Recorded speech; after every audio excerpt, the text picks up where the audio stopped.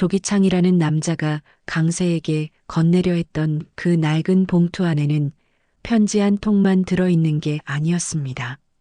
강세는 그 사실을 아직 몰랐습니다. 이풍주도 몰랐고요. 조기창 스스로도 자신이 품고 온 그 종이 한 장이 이 병원 안에서 얼마나 무겁게 폭발할 것인지는 미처 가늠하지 못했을 것입니다. 사람이란 게 그렇잖습니까? 자기가 들고 온 짐의 무게를 가장 늦게 아는 존재가 바로 그 짐을 든 사람인 경우가 많으니까요. 그날 아침 이강세는 일찍 눈을 떴는데요. 이풍주의 혈액내과 과장실 소파였습니다. 이풍주가 어젯밤에 거기서 자면 목 아파라고 2번을 말했는데도 강세는 결국 거기서 잠들었습니다. 소파는 딱딱했고 담요는 얇았지만 이상하게 그쪽이 더 편했습니다. 풍주의 공간이니까요. 오랫동안 자신이 이 이복형의 그늘 아래서 크고 싶다고 생각해 왔는데 정작 그 형이 자신과 혈연이 아닐 수도 있다는 말을 들은 지금 강세는 오히려 더 풍주의 곁에 붙어 있고 싶었습니다. 피가 아니어도 형이라는 게 이상하게도 그 말이 강세에게는 혈연이라는 말보다 훨씬 크게 느껴졌습니다. 핸드폰에 강마리의 문자가 들어와 있었는데요. 새벽 2시에 보낸 것이었습니다. 마리는 강세 씨, 저자요. 근데 자면서 생각해 봤는데 우리가 삼촌 조카든 아니든 간에 저는 결국 같은 답이 나오는 것 같아요. 그냥 좋아요. 라고 적어놨는데요. 딱 그 한 문장이었습니다. 마리가 말이라는 걸 강세는 그 문자를 보면서 다시 한번 느꼈습니다. 길게 쓰지도 않고 애써 설명하지도 않고 그냥 결론만 툭 던져놓는 사람이었거든요. 강세는 그 문자를 한동안 바라보다가 답장 대신 전화를 눌렀는데요. 당연히 받지 않았습니다. 자고 있을 테니까요. 강세는 끊지 않고 한 20초쯤 마리의 핸드폰이 울리는 소리를 들으며 가만히 소파에 앉아 있었습니다. 그 시간이 이상하게 위로가 됐습니다. 닿지 않아도 닿는다는 게 어떤 건지 알 것 같았습니다. 그 시각 조기창은 병원 근처 모텔에서 혼자 아침을 먹고 있었는데요. 편의점 삼각김밥에 캔커피였습니다. 50대 후반의 사내치고는 꽤 초라한 아침이었지만 조기창 본인은 딱히 그걸 초라하다고 느끼지 않는 것 같았습니다. 그는 오래전부터 그런 사람이었습니다. 거창한 걸 원한 적 없고 그렇다고 뭔가를 이루려 발버둥 친 적도 없는 사람이었습니다. 그게 어떤 면에서는 강세의 어머니가 그를 떠난 이유이기도 했을 것입니다. 조기창은 캔커피를 한 모금 마시다가 바지 주머니에 손을 넣었습니다. 봉투가 거기 있었는데요. 그는 그것을 꺼내 식탁에 올려놓고 한동안 바라봤습니다.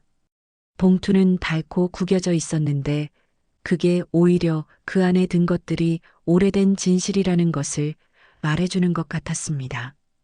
봉투 안에는 편지가 2통이었습니다. 하나는 강세에게 쓴 것, 하나는 이 병원의 누군가에게 쓴 것이었는데요. 강세의 어머니가 세상을 뜨기 2달 전에 써놓은 것들이었습니다.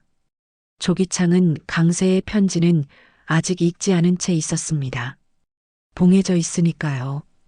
2번째 편지는 봉해져 있지 않았고 조기창은 그걸 여러 번 읽었는데요. 읽을 때마다 기분이 묘해졌습니다.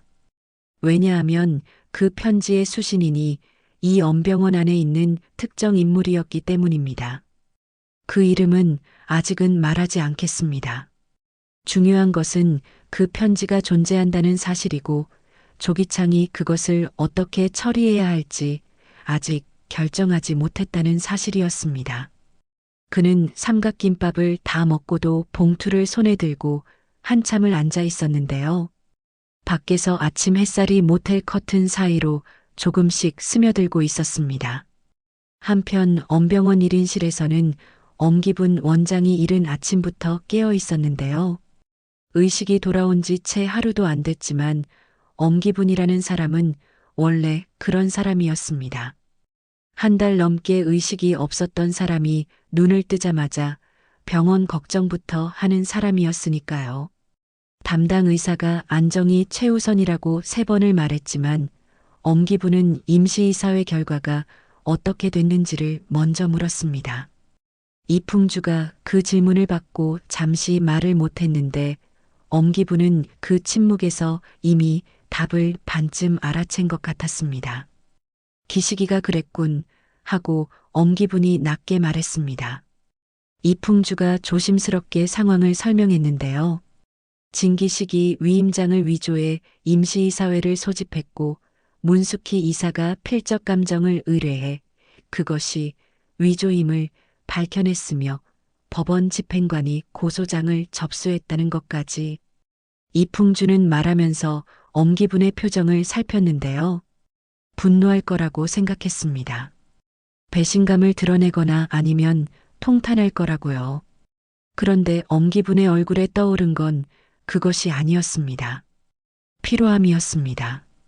그리고 그 피로함 아래에 무언가 더 깊고 오래된 것이 깔려 있었는데 이풍주는 그게 뭔지 정확히는 몰랐지만 슬픔이라고 짐작했습니다. 엄기분이 기식이가 소리 때문에 그런 거지 하고 물었습니다. 이풍주가 그 부분도 있는 것 같다고 대답했더니 엄기분이 눈을 감았습니다. 잠이 든 게 아니었습니다. 뭔가를 생각하고 있는 것이었는데요. 엄기분이 진기식이라는 사람과 얼마나 오랜 시간을 함께 일했는지를 생각해 보면 이 침묵이 단순한 침묵이 아니라는 걸 이풍주는 알 수 있었습니다. 강마리는 그날 오전에 진솔의 병실에 들렀는데요. 진솔은 전날보다 안색이 조금 더 안 좋아 보였습니다. 급성 골수성 백혈병이라는 게 그런 병이었습니다. 좋은 날과 나쁜 날이 교차하고 치료 과정에서 몸이 버텨주지 않으면 언제 어떻게 될지 모르는 상황이 계속되는 것이었습니다. 마리는 진솔의 옆에 앉아 병문안 온 척 자연스럽게 맥박을 확인했는데요. 인턴 의사로서 몸에 밴 습관이었습니다.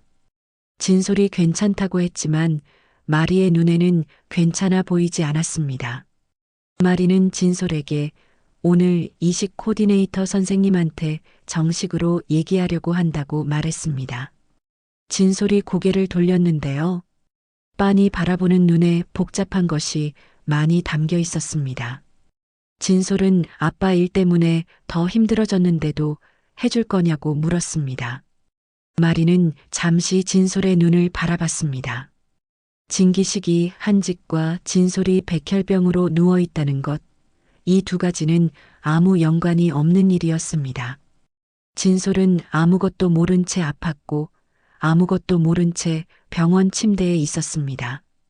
마리는 그게 너무 선명하게 보였습니다. 마리는 소리 잘못이 없지 않냐고 그리고 자신은 의사로서도 하고 싶다고 말했습니다. 내 골수가 누군가한테 도움이 된다는 게 의미 있는 일인 것 같아서라고요. 진솔이 뭔가를 말하려다 말고 입술을 깨물었습니다. 울지 않으려는 것이었는데요. 어린 나이에 이 병이 온 것도 억울한데 이 좋은 사람이 자기 아버지의 딸이라는 것 때문에 아무 죄 없이 불편해질 수도 있었다는 생각이 진솔에게는 더 힘들었을 것입니다. 그날 오전 11시 진기식이 병원에 나타났는데요. 경비 2명이 그의 출입을 막았지만 진기식은 물러서지 않았습니다. 어제까지 박스를 싸들고 나가던 그 패배한 표정이 아니었습니다. 그렇다고 오만하거나 위협적인 모습도 아니었고요. 그는 그냥 조용히 원장님을 뵙고 싶다고 말했습니다. 그 한마디였습니다. 문숙희가 마침 그 자리에 있었는데요. 문숙희는 진기식을 한동안 바라보다가 원장님께 여쭤보겠다고 했습니다. 진기식은 그 말에 고개를 살짝 숙였습니다. 어제와는 다른 사람 같았는데 정확히는 어제 그 오만한 껍데기가 벗겨진 사람 같았습니다. 엄기부는 진기식을 들여보냈습니다. 이풍주가 괜찮으시겠냐고 걱정했는데 엄기부는 내가 그 사람 20년은 봤다고만 했습니다.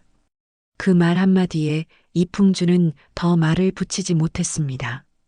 진기식이 병실로 들어왔을 때 엄기부는 반쯤 일어나 앉아 있었는데요. 산소호흡기는 아직 달고 있었지만 자세만큼은 원장의 것이었습니다. 진기식은 문 앞에 멈춰 섰습니다. 정장이 아니었고 박스도 없었습니다. 어딘가 허름해 보이기까지 했는데 그게 오히려 더 진짜 진기식 같았습니다. 둘 사이의 침묵이 길었습니다.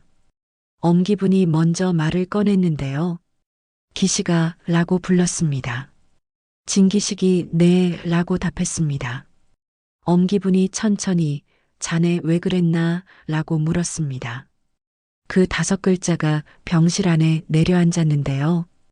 딱 5글자인데 그 안에 20년이 들어 있었습니다. 왜 그랬냐는 질문은 단순한 질문이 아니었습니다. 내가 이만큼 믿었는데 왜 그랬냐?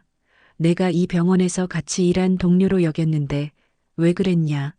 그 모든 것이 압축된 5글자였습니다. 진기식의 눈이 붉어졌습니다. 입술을 몇 번 달싹이다가 말이 나오지 않았는데요. 진기식이라는 사람이 이렇게 말을 못하는 걸 아마 엄기부는 처음 봤을 것입니다. 항상 조리 있게 말하고 어떤 상황에서도 자기 논리를 밀고 나가던 사람이었으니까요. 진기식은 겨우 제가 잘못했다고 말했는데요. 엄기부는 곧바로 받아치지 않았습니다. 잠자코 진기식을 바라봤습니다. 진기식은 엉경이가 소리가 아프고 나서부터 자신이 좀 이상해졌다고 했습니다. 소리 치료비도 문제였지만 그보다도 자신이 이 병원을 쥐고 있어야 소리를 지킬 수 있다는 생각이 어느 순간부터 멈추질 않았다고요. 그게 처음엔 그냥 생각이었는데 어느 날부터 행동이 되어 있었다고 자기 스스로도 언제부터 이렇게 됐는지 모르겠다고 말했습니다. 진기식의 목소리가 낮았습니다. 변명이 아니었는데요. 그냥 사실을 말하는 것에 가까웠습니다. 그 사실이 자신에게 유리하지 않다는 걸 알면서도 말하는 그런 목소리였습니다. 엄기분이 소리 치료는 자신이 방법을 찾겠다고 말했습니다. 진기식의 어깨가 눈에 띄게 내려앉았는데요. 그것이 안도인지 감사인지 아니면 자신이 얼마나 무너진 것인지를 새삼 느끼는 것인지는 알 수 없었습니다. 엄기부는 하지만 자네는 책임을 져야 한다고 말했습니다. 진기식이 알고 있다고 했습니다. 엄기분이 자네 실력은 내가 알고 아깝다는 생각도 한다고 했습니다. 근데 자네가 이 선을 넘었으니까 라고요. 진기식이 천천히 무릎을 꿇었습니다. 엄기분이 그것을 보다가 고개를 창 쪽으로 돌렸는데요. 받아들이지 않는 것이 아니라 보지 않겠다는 것이었습니다. 20년을 같이 일한 동료가 이렇게 무너지는 걸 정면으로 바라보기가 엄기분에게도 쉽지 않았던 것 같았습니다. 한참 뒤에 진기식이 나갔는데요. 복도에서 강마리와 마주쳤습니다.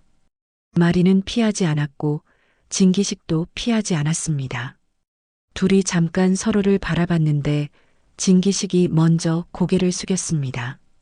그러면서 마리아라고 불렀다가 스스로 멈추더니 미안하다며 강 선생님이라고 해야겠다고 했습니다. 마리는 고개를 저으며 말이라고 불러도 괜찮다고 했는데요. 진기식이 그 말에 입술을 꾹 다물었습니다. 뭔가를 말하려다 그냥 또 고개를 숙이고 걸어갔는데요. 마리는 그 뒷모습을 잠시 바라봤습니다. 미운 사람이었습니다. 가스라이팅을 하고 병원을 뒤집으려 했던 사람이었습니다. 그런데 그 뒷모습에서 마리는 이상하게도 불쌍함을 먼저 느꼈습니다. 그게 말이라는 사람의 문제인 건지 장점인 건지는 마리 스스로도 잘 모르겠다고 나중에 강세에게 말하게 됩니다. 오후가 됐을 때 이강세와 조기창이 이풍주의 진료실에서 마주 앉았는데요. 이풍주가 자리를 만들어준 것이었습니다. 어색한 세 사람이 작은 진료실 안에 있으니 공기가 좀 이상했습니다. 조기창이 봉투를 꺼냈는데요. 안에서 편지 두 통을 꺼내 하나는 강세에게 건넸습니다. 이게 어머니가 강세 씨한테 쓴 거라고 하면서요. 강세의 손이 굳었습니다. 봉해진 편지를 바라봤는데요. 자기 어머니의 필체였습니다. 그 글씨를 보는 순간 강세의 눈이 빠르게 한번 깜빡였습니다.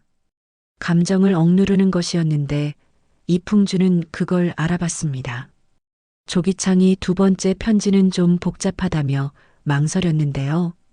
이풍주가 받아서 확인하는데 봉투 앞면에 수신인이 적혀 있었습니다. 이풍주의 얼굴에 당혹감이 스쳤는데요. 그 이름을 보고 눈을 한 번 더 확인했습니다. 수신인은 이옥순이었습니다. 강세의 아버지, 그러니까 이풍주와 강세가 공통으로 아버지라고 불러온 그 이옥순이었습니다. 이풍주가 어떤 내용이냐고 물었더니 조기창이 이미 봉이 뜯겨 있어서 자신도 읽었다고 했습니다. 솔직히 이걸 드려야 할지 드리지 말아야 할지 판단이 안 서서 직접 읽어보시는 게 나을 것 같다고요. 강세가 무슨 내용인지 물었습니다. 조기창이 잠시 천장을 봤습니다. 그가 설명한 내용은 이런 것이었는데요. 강세의 어머니가 이옥순과 어릴 적 인연이 있었고 이옥순이 자신에게 먼저 접근했으며 아내가 있음을 알면서도 거짓말을 했다는 것이었습니다. 그 과정에서 임신을 했고 이옥순은 그대로 사라졌다고요. 조기창은 강세가 태어난 사실 자체를 몰랐고 강세의 어머니는 이옥순에게도 조기창에게도 진실을 말하지 않은 채 강세를 혼자 키웠다는 것이 편지에 담겨 있었습니다. 강세가 편지를 다 읽고 나서 한동안 말이 없었습니다. 이풍주가 강세를 불렀는데 반응이 없었습니다. 그냥 편지를 책상 위에 내려놓고 가만히 앉아 있었는데요. 그 표정이 화가 난 것도 슬픈 것도 아니었습니다. 그냥 비어 있는 것 같았습니다. 너무 많은 것이 한꺼번에 무너져서 감정이 따라가지 못하는 상태였습니다. 강세는 나지막이 말했습니다. 자신은 아버지 아들도 아니고 형 동생도 아니고 지금 자신이 뭔지 모르겠다고요. 이풍주가 자리에서 일어나 강세 옆으로 왔습니다. 어깨에 손을 얹는 것도 아니고 무슨 말을 하는 것도 아니었는데요. 그냥 옆에 섰습니다. 조기창도 말이 없었습니다. 진료실이 조용했습니다. 잠시 뒤에 강세가 고개를 들고 조기창을 봤습니다. 그러면서 DNA 검사를 해보자고 했습니다. 조기창이 그러자고 했습니다. 강세가 다시 이풍주를 봤는데요. 형은 아직도 내 형이냐고 물었습니다. 이풍주가 강세를 봤는데 그 질문이 이풍주에게 꽤 세게 닿은 것 같았습니다.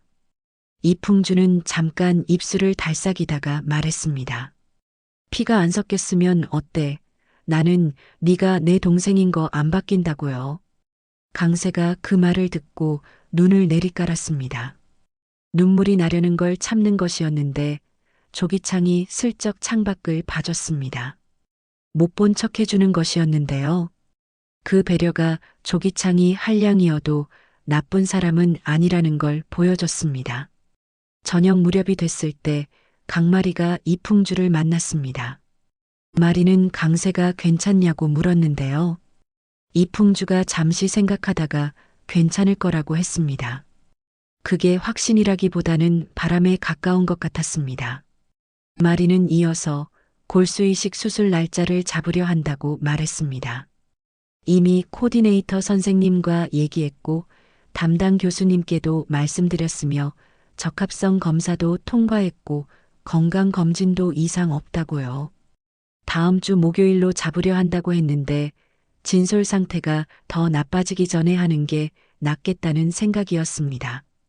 이풍주가 마리를 한동안 바라봤는데요. 딸이라는 사람이 이런 결정을 스스로 내리는 걸 보는 게 아버지로서 어떤 기분인지가 이풍주 얼굴에 복잡하게 떠올랐습니다.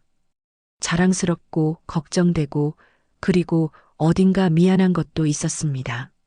자신이 마리의 옆에서 처음부터 아버지로 있어줬다면 마리가 조금 덜 혼자 결정을 내렸을 텐데 하는 생각이었을 것입니다. 이풍주는 수술 전날 온종일 옆에 있겠다고 했습니다. 마리가 살짝 웃었습니다. 그 웃음이 어딘가 어린 것 같았는데요. 세상에서 제일 생활력 강하고 단단한 척하는 강마리도 아버지라는 사람 앞에서는 이렇게 잠깐 어려지는 것 같았습니다. 그날 밤 이강세는 자신이 받은 봉투를 열었는데요. 어머니의 편지였습니다. 강세는 기숙사 방에서 혼자 그것을 읽었습니다. 편지는 3장이었는데요. 처음 2장은 어머니가 강세에게 전하고 싶었던 이야기였고 마지막 1장은 조기창에 대한 내용이었습니다. 강세가 편지를 다 읽고 창밖을 바라봤는데 서울 밤하늘이 까맸습니다. 강세는 한참을 그렇게 있다가 마리에게 전화를 했습니다. 마리가 받았는데요. 강세는 어머니 편지를 읽었다고 했습니다. 마리가 어땠냐고 물었습니다. 강세는 어머니가 자신을 많이 사랑했던 것 같다고 했습니다. 혼자 키우면서 힘들었을 텐데 그 얘기는 편지에 한마디도 없고 그냥 자신이 잘 살고 있는 게 기쁘다는 말만 있었다고요. 마리가 전화 너머에서 조용했습니다. 강세는 어머니한테 고맙다는 말 한 번 더 하고 싶었는데 못했다고 했습니다. 그게 좀 아프다고요. 마리가 그럴 것 같다고 작게 말했습니다. 다른 말을 덧붙이지 않았는데요. 강세는 그 짧은 대답이 좋았습니다. 위로한다고 긴 말을 하는 게 아니라 그냥 같이 있어주는 것. 마리가 그런 사람이었습니다. 둘이 한동안 말없이 전화를 켜놓고 있다가 마리가 먼저 입을 열었습니다. 다음 주 목요일에 수술을 한다고 했는데요. 강세가 골수이식이냐고 물었고 마리가 그렇다고 했습니다. 강세는 그날 같이 있겠다고 했습니다. 마리가 수술실 앞에서 기다리는 거라 길다고 했더니 강세는 알아, 있을게 라고 했습니다. 마리가 고마워요 라고 했고 그 말은 짧았지만 많은 것을 담고 있었습니다. 수술 전날 밤 강마리는 뜬 눈으로 누워서 천장만 바라봤는데요. 무서운 건 아니라고 자신에게 계속 말했습니다. 아픈 것도 아니고 죽는 것도 아니고 그냥 골수를 뽑아서 진솔한테 넣어주는 것이라고. 의대 다닐 때 이론으로 배운 거니까 뭔지 알고 안전하다는 것도 알고요. 그런데 이상하게 자꾸 겁이 났습니다. 강마리가 소녀가장으로 살면서 겁낸다는 감정을 얼마나 오래 눌러왔는지를 생각해보면 이 밤에 올라오는 공포가 그 오래된 감정과 섞인 것인지도 몰랐습니다. 핸드폰을 집어서 강세에게 문자를 보냈습니다. 강세 씨, 저 좀 무서워요 라고요. 10초도 안 돼서 강세의 답장이 왔는데요. 나도 무서워. 근데 우리 같이 무서워하자 라고 적혀 있었습니다. 마리가 그 문자를 읽고 웃었습니다. 피식이 아니라 좀 더 크게 웃었는데요. 같이 무서워하자는 말이 왜 이렇게 위로가 되는지 마리는 잘 몰랐습니다. 그냥 됐습니다. 그냥 강세가 보낸 그 문자 하나로 방 안의 공기가 조금 달라진 것 같았습니다. 마리는 핸드폰을 가슴에 올려놓고 다시 천장을 봤는데요. 이번에는 조금 덜 무서웠습니다. 그날 밤 이풍주는 잠을 못 잤는데요. 마리의 수술 걱정 때문이었습니다. 아버지로서 딸이 수술을 받는다는 것이 이렇게 힘든 것인 줄 이풍주는 몰랐습니다. 골수 채취가 위험한 시술이 아니라는 걸 의사로서 누구보다 잘 알고 있었는데 그럼에도 불구하고 뒤척이는 자신을 보면서 이풍주는 이게 부성이라는 것이구나 하고 처음으로 제대로 느꼈습니다. 마리가 태어나던 날 거기 없었고 마리가 자라는 내내 거기 없었는데 이제 와서 걱정이 되는 이 마음이 뻔뻔한 건지 당연한 건지도 몰랐습니다. 그냥 무서웠습니다. 딸이 아프면 어떡하나 라는 그 단순하고 원초적인 두려움이었습니다. 이풍주는 새벽 3시에 일어나 부엌에서 물을 한 컵 마시고 다시 침대에 누웠다가 또 일어나서 거실을 걸어 다녔습니다. 의사가 맞는지 의심스러울 정도로 불안했습니다. 강민보도 그날 밤 잠을 못 잤습니다. 강민보는 화가였는데요. 마리가 수술을 받는다는 얘기를 들은 날 밤에 캔버스 앞에 앉아서 붓을 들었다 놨다를 반복했습니다.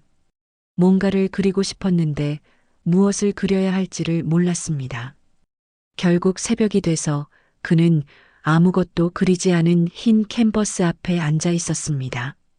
마리가 아기였을 때, 마리가 처음 걸었을 때, 마리가 유치원 가방을 메고 웃었을 때, 그 장면들이 흰 캔버스 위에 겹쳐지는 것 같았습니다. 강민보는 혈연이 아니어도 기억이라는 것은 남는다는 것을 새삼 깨달았는데요. 마리가 자신의 피를 물려받지 않았더라도 그 기억 속의 마리는 자신의 딸이었습니다. 강민보는 새벽빛이 창을 밝혀올 때까지 그 흰 캔버스를 바라보다가 붓을 들었습니다. 천천히 아무 형태도 없이 그냥 색깔을 얹기 시작했습니다. 그게 뭔지는 몰랐지만 마리를 생각하면서 그린다는 것만은 알았습니다. 수술 당일 아침이 됐는데요. 강마리는 새벽 6시에 일어나서 혼자 세수를 하고 병원 슬리퍼를 신고 복도를 걸었습니다. 골수 채취 수술은 오전 10시였는데 그 전에 마리는 잠깐 엄기분 원장을 보고 싶었습니다. 왜 그랬는지는 마리도 정확히 몰랐는데요. 아마 그냥 그분이 보고 싶었던 것 같습니다.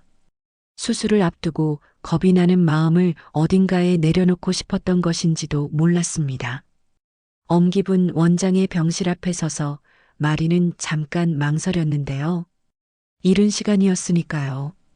그래도 살며시 노크를 했더니 들어오라는 소리가 났습니다. 엄기분은 이미 깨어 있었습니다. 마리가 들어서자마자 왜 이 시간에 왔냐고 했는데요. 마리는 수술 전에 원장님이 보고 싶었다고 솔직하게 말했습니다. 엄기분이 겁나냐고 물었고 마리는 조금이요 라고 했습니다. 엄기분이 병상에서 손을 내밀었습니다. 마리가 다가가서 그 손을 잡았는데요. 엄기분의 손이 마리의 손을 한번 꽉 쥐었다가 놨습니다. 그게 전부였습니다. 말이 없었는데 마리는 그 손의 감촉에서 뭔가를 느꼈습니다. 괜찮다는 것, 잘 될 것이라는 것, 그리고 나는 여기 있다는 것. 엄기분이 그 모든 걸 그 한 번의 손 쥐기로 전했습니다. 그리고 나중에 일어나서 자신한테 인사하러 오라고 했습니다. 나중에 일어나서 라는 그 말이 마리에게는 이상하게 크게 들렸습니다. 당연한 말인데 그 당연함이 새삼 든든했습니다. 오전 9시 수술 준비가 시작됐습니다. 강마리가 수술복으로 갈아입고 준비실로 들어가기 전에 복도에 사람들이 모여 있었는데요. 이풍주가 있었습니다. 강민보가 있었습니다. 이강세가 있었습니다. 주시라가 있었고 안수선이 있었습니다. 윤순애도 와 있었는데요. 문숙희도 멀찍이 서 있었습니다. 진솔의 담당 간호사가 잠깐 나와서 감사하다는 말을 마리에게 했습니다. 마리는 그 많은 얼굴들을 한번 쭉 봤는데요. 이 사람들이 다 여기 있다는 게 이상하게 실감이 안 났습니다. 마리는 원래 혼자 버티는 사람이었거든요. 혼자 결정하고 혼자 해결하고 혼자 감당하는 것에 익숙했는데 지금 이 순간에는 이 많은 사람들이 여기 있었습니다. 마리는 그게 낯설고 어색했지만 동시에 아주 오래전부터 이걸 바랐던 것 같은 기분도 들었습니다. 혼자가 편하다고 생각해왔는데 사실 혼자가 편한 게 아니라 혼자일 수밖에 없어서 익숙해진 것이었는지도 몰랐습니다. 이풍주가 마리 앞에 와서 나 있어 걱정하지 마 라고 했습니다. 강민보가 이풍주 옆에 서서 나도 라고 했습니다. 강세가 맨 뒤에서 손을 들어 보였습니다. 말은 없었는데요. 그 눈빛으로 충분했습니다. 마리가 고개를 끄덕이고 준비실로 들어갔는데요. 문이 닫히고 복도가 조용해졌습니다. 이풍주와 강민보가 나란히 서 있었는데요. 둘이 서로를 슬쩍 봤습니다. 어색한 사이였지만 지금 이 순간만큼은 같은 마음이라는 게 느껴졌습니다. 이풍주가 먼저 저쪽 의자에 앉자고 했고 강민보가 끄덕였습니다. 둘이 나란히 수술실 앞 의자에 앉았습니다. 강세도 와서 이풍주 옆에 앉았습니다. 주시라는 윤순애와 조금 떨어진 곳에 앉았고요. 그렇게 강마리를 기다리는 사람들이 저마다의 자리에서 기다리기 시작했는데요. 골수 채취가 1시간에서 1시간 반 정도 걸린다고 했습니다. 그 1시간 동안 복도는 이상하게 고요했습니다. 이풍주는 핸드폰을 만지작거리다가 내려놓고 또 들었다가 내려놓기를 반복했는데요. 강세가 그걸 보다가 형 말이 잘 될 거야 라고 했습니다. 이풍주가 내가 의사인데 그걸 모르냐고 했고 강세가 알면서도 불안한 거잖냐고 했습니다. 이풍주가 대꾸하지 않았는데요. 그게 맞는 말이었으니까요. 강민보는 그 대화를 들으면서 가만히 앞을 바라봤습니다. 이풍주와 강세가 저렇게 티격태격하는 것이 이상하게 부러웠는데요. 자신은 마리와 그런 대화를 해본 적이 많지 않았습니다. 뉴욕으로 떠났던 것이 강민보에게는 오래된 잘못이었습니다. 마리를 향한 미안함이 항상 가슴 한쪽에 돌처럼 있었는데요. 그 돌을 녹이는 게 시간인지 행동인지 강민보는 아직도 몰랐습니다. 하지만 오늘 여기 앉아 있는 것, 그게 시작이라는 것은 알았습니다. 문숙희는 수술실 반대편 복도에 서 있었는데요. 이풍주가 저쪽 의자에 앉아 있는 게 보였습니다. 문숙희는 이풍주를 오래 봐왔습니다. 마리를 닮은 것 같기도 하고 마리가 이풍주를 닮은 것 같기도 했습니다. 그 단단함이. 문숙희는 이풍주한테 뭔가를 말하고 싶었는데요. 뭘 말하고 싶은지는 사실 알고 있었습니다. 그냥 아직 타이밍이 아닌 것 같아서 말을 못하고 있는 것이었는데 오늘도 마찬가지였습니다. 마리가 무사히 수술을 마치면 그 뒤에 한번 말해볼 생각이 있었습니다. 아직 말이 될지는 모르겠지만요. 문숙희는 수술실 쪽 벽에 등을 기대고 이풍주와 강세 쪽을 바라보다가 눈을 감았습니다. 기다리는 것밖에 할 수 없는 시간이었습니다. 수술이 끝난 것은 11시 40분이었는데요. 담당 의사가 나와서 잘 됐다고 말했을 때 복도의 공기가 달라졌습니다. 주시라가 손으로 입을 가렸는데요. 눈물이 났습니다. 윤순애가 그런 실아의 등을 두드렸습니다. 이풍주가 자리에서 일어나 강민보를 봤습니다. 강민보도 이풍주를 봤는데요. 말은 없었지만 두 사람이 동시에 안도했다는 게 느껴졌습니다. 강세는 수술실 문을 한번 바라봤다가 천장을 봤습니다. 눈물은 나지 않았는데요. 그냥 몸에서 뭔가 긴장됐던 것이 풀리는 느낌이었습니다. 안수선은 그 자리에서 그만 소리 없이 울었는데요. 마리의 가장 친한 친구로서 마리가 이 결정을 내리기까지 얼마나 많은 것을 혼자 감당했는지를 가장 가까이에서 봐온 사람이었습니다. 강마리가 회복실에서 나온 것은 오후 1시였는데요. 마취가 덜 깬 상태였지만 눈은 뜨고 있었습니다. 사람들이 우르르 몰려오는 걸 보고 마리가 작게 웃었습니다. 다들 왜 이렇게 많이 있냐고 했는데요. 이풍주가 그냥 있고 싶었다고 했고 강민보가 나도 라고 했습니다. 강세가 마리의 손을 잡았습니다. 마리가 그 손을 느끼고 눈을 감았다가 다시 떴습니다. 안 아프다고 진짜로 다들 걱정했냐고 했는데요. 주시라가 안 했다고 나는 안 했다고 소리쳤는데 눈이 빨개져 있었습니다.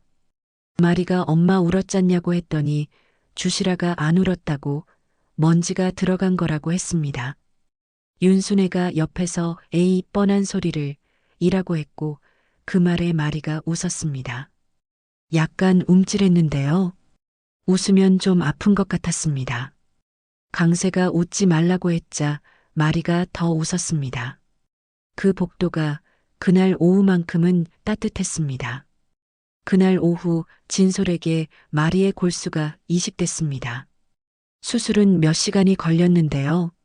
진기식과 윤원경이 수술실 앞에서 기다리고 있었습니다. 진기식은 말이 없었고 윤원경은 손을 꼭 쥐고 있었습니다. 둘이 나란히 의자에 앉아 있었는데 이 모습을 멀리서 강마리가 봤습니다. 마리는 회복실에서 나온 뒤 이풍주에 만류를 뿌리치고 거기까지 왔는데요. 이풍주가 지금 무슨 짓이냐고 했지만 마리는 잠깐만이라고 했습니다. 마리가 진기식 앞에 섰습니다. 진기식이 마리를 올려다봤습니다.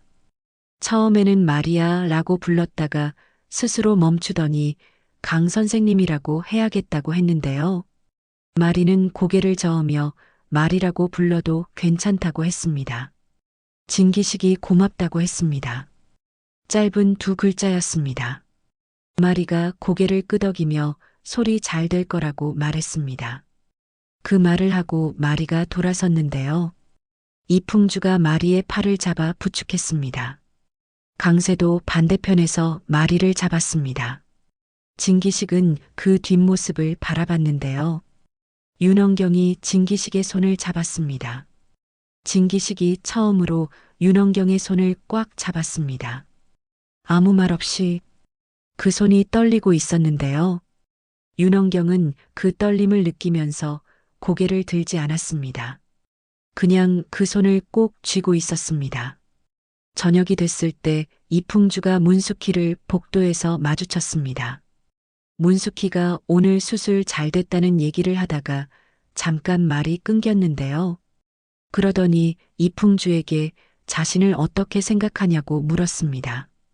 이풍주가 어떻게 생각하냐는 게 무슨 뜻이냐고 되물었고 문숙희는 그냥 궁금해서라고 했습니다. 이풍주가 문숙희를 잠시 봤습니다. 이 사람이 자신을 마음에 두고 있다는 걸 이풍주가 전혀 몰랐을 리는 없었는데요. 눈치 있는 사람이 오래같이 일했다면 어느 정도는 느꼈을 것입니다. 다만 이풍주는 그걸 알면서도 모른 척하고 있었는데 이건 무성의한 게 아니라 그 마음을 어떻게 받아야 할지를 아직 몰랐기 때문이었습니다. 이풍주는 좋은 분이라고 생각한다고 했습니다. 오늘 진기식 과장님 일 처리하신 것도 원장님 지키려고 하신 거라는 것도 라고요. 문숙희가 그게 다냐고 물었습니다. 이풍주가 지금 당장은 그게 다라고 했는데요. 문숙희가 그 말에 살짝 웃었습니다. 솔직하다고 했습니다. 이풍주가 거짓말하기 싫어서라고 했고 문숙희는 알겠다며 그럼 자신은 그냥 좋은 동료로 지낼 것이라고 했습니다. 지금은 이라는 말을 덧붙이면서요. 그 지금은 이라는 말이 이풍주 귀에 남았습니다. 문숙희가 먼저 걸어갔는데요. 이풍주는 그 뒷모습을 보다가 고개를 저었습니다. 복잡한 것들이 많아도 이 사람은 늘 저렇게 자기 자리를 알고 선다는 게 이풍주에게는 단순한 존경 이상의 무언가를 만들어냈습니다. 아직 그것이 무엇인지는 정확히 몰랐지만요. 그날 밤 조기창이 병원에 다시 왔습니다. 이강세를 만났는데요. 강세가 DNA 검사 키트를 들고 왔습니다. 둘이 병원 로비 한쪽에 앉아서 채취를 했는데요. 아무것도 아닌 것 같은 동작이었지만 그 순간만큼은 둘 다 말이 없었습니다. 끝나고 강세가 봉투를 닫으면서 조기창에게 결과가 나오면 어떻게 할 거냐고 물었습니다. 조기창은 결과가 어떻게 나오든 강세의 일상을 방해하러 온 게 아니라고 했습니다. 그냥 얼굴 봤으니까 잘 살고 있다는 거 확인했으니까 자신은 그걸로 됐다고요. 강세가 그 말을 듣고 잠시 있다가 결과 나오면 한번 밥은 먹자고 했습니다. 조기창이 눈을 크게 했는데요. 밥이요? 라고 되물었습니다. 강세는 아버지인지 아닌지는 모르겠지만 어머니 이야기를 알고 있는 사람이지 않냐고 했습니다. 어머니 살아계실 때 어떤 사람이었는지 듣고 싶다고요. 조기창이 그거라면 실컷 해드릴 수 있다고 했습니다. 강세가 자리에서 일어났습니다. 조기창도 일어났는데요. 어색하게 서 있는 두 사람 사이에 뭔가 아주 조금 가느다란 실 하나가 이어진 것 같았습니다. 혈연인지 아닌지도 모르는 두 사람이었는데요. 그럼에도 불구하고 그 실이 있다는 건 사람과 사람 사이의 연결이 피 한 가지만은 아니라는 것을 보여주는 것 같았습니다. 밤 10시가 됐을 때 강마리는 병실에 누워서 강세와 전화를 했습니다. 수술 후라 몸이 무거웠는데요. 그래도 마음은 이상하게 가벼웠습니다. 오늘 어땠냐는 마리의 물음에 강세가 별난 하루였다고 했습니다. 마리가 맨날 별나지 않냐고 했고 강세가 그렇긴 하다고 했습니다. 마리는 아빠가 셋 다 왔다는 게 아직도 실감이 안 난다고 했습니다. 강세가 실감 안 나도 된다고 그냥 그런 거라고 했습니다. 마리가 강세는 아빠가 셋이 될 수도 있지 않냐고 했는데요. 이옥순 어르신이랑 조기창 씨랑 이풍주 씨라고 하자 강세가 풍주 형은 아버지가 아니라 형이라고 했습니다. 마리가 아 맞다라고 했는데요. 강세는 이옥순 아버지는 아직도 아버지라고 했습니다. 나쁜 일을 했더라도 그분이 자신을 키운 건 사실이니까요. 마리가 그렇군요 라고 했습니다. 그 말이 짧았지만 마리가 충분히 이해한다는 게 느껴졌습니다. 마리도 강민보라는 사람이 친부가 아니어도 아버지라는 것을 몸으로 알고 있으니까요. 강세가 마리에게 우리 가족이 좀 많이 별나지 않냐고 했습니다. 마리가 별난 게 아니라 풍성한 거라고 했는데요. 강세가 그거 누가 한 말이냐고 물었고 마리가 자신이 지금 이라고 했습니다. 강세가 잠깐 침묵했다가 마음에 든다고 했습니다. 마리가 또 웃었습니다. 이번엔 조금 덜 아팠습니다. 그날 밤 늦게 엄기분의 병실로 이풍주가 들렀는데요. 엄기분이 아직 깨어 있었습니다. 이풍주가 왜 아직 안 자냐고 했더니 엄기분이 너는 왜 아직 있냐고 되물었습니다. 이풍주가 말이 수술이 잘 됐다고 말했고 엄기분은 알고 있다고 했습니다. 문숙희한테 들었다고요. 잠시 침묵이 흘렀는데요. 이풍주가 자신이 아버지가 됐는데 잘하고 있는 건지 모르겠다고 했습니다. 엄기분이 잘하고 있다고 했습니다. 이풍주가 어떻게 아냐고 물었더니 엄기분이 오늘 수술실 앞에서 기다렸다며 라고 했습니다. 이풍주가 말이 없었습니다. 엄기분이 아버지가 되는 게 뭐 별거냐고 그냥 거기 있어주는 거지 라고 했습니다. 이풍주가 그 말을 한동안 가슴에 담았습니다. 그냥 거기 있어주는 것. 이풍주가 오랫동안 그게 뭔지 몰랐는데 오늘 하루 수술실 앞에서 기다리면서 처음으로 알 것 같았습니다. 새벽이 됐을 때 병원이 잠든 것 같았는데요. 아직 불이 켜진 방이 두 곳 있었습니다. 진솔의 병실과 강마리의 병실이었습니다. 진솔은 이식 후 처음 며칠이 중요하다는 것을 알고 있었는데요. 자신 안에 마리의 것이 들어온다는 것이 진솔에게는 새로운 감각이었습니다. 거부 반응이 없기를 바랐습니다. 이 선물 같은 것이 자신 안에서 잘 자리를 잡기를 바랐습니다. 진솔은 천장을 보다가 눈을 감았습니다. 언니라고 속으로 불렀는데요. 그 말이 소리가 아니어도 어딘가 닿을 것 같았습니다. 강마리의 병실에서 마리는 천장을 보다가 눈을 감았습니다. 잠이 오는 것 같았는데요. 오늘 있었던 일들이 파노라마처럼 스쳐갔습니다. 이풍주 아빠의 손, 강민보 아빠의 눈빛, 강세가 잡아준 손, 엄기분 원장이 쥐어준 손. 이 많은 손들이 오늘 하루 자신 곁에 있었습니다. 마리는 잠들기 직전에 생각했습니다. 자신이 정자 기증으로 태어났다는 게 처음에는 그렇게 두려웠었는데 지금은 이상하게 별로 그렇지 않다고요. 아버지가 3명이고 가족이 뒤죽박죽이고 연인인 줄 알았던 사람이 삼촌이었다가 사실 삼촌이 아닐 수도 있는 이 모든 것이 처음에는 너무 복잡하고 무거웠는데 지금은 그냥 이게 내 이야기구나 싶다고. 남들과 달라서 이상한 게 아니라 남들과 달라서 풍성한 이야기를 가진 거라고. 강마리는 그 생각과 함께 잠들었습니다. 서울 밤하늘에 별이 몇 개 보였습니다. 서울에서 별이 보이는 날은 많지 않은데 그날은 보였습니다. 엄병원 옥상에서 보면 더 잘 보였을 텐데 지금 거기 올라가는 사람은 없었습니다. 하지만 내일 밤쯤에는 누군가 거기 올라갈 것 같은 예감이 있었는데요. 그리고 그 사람이 누구일지는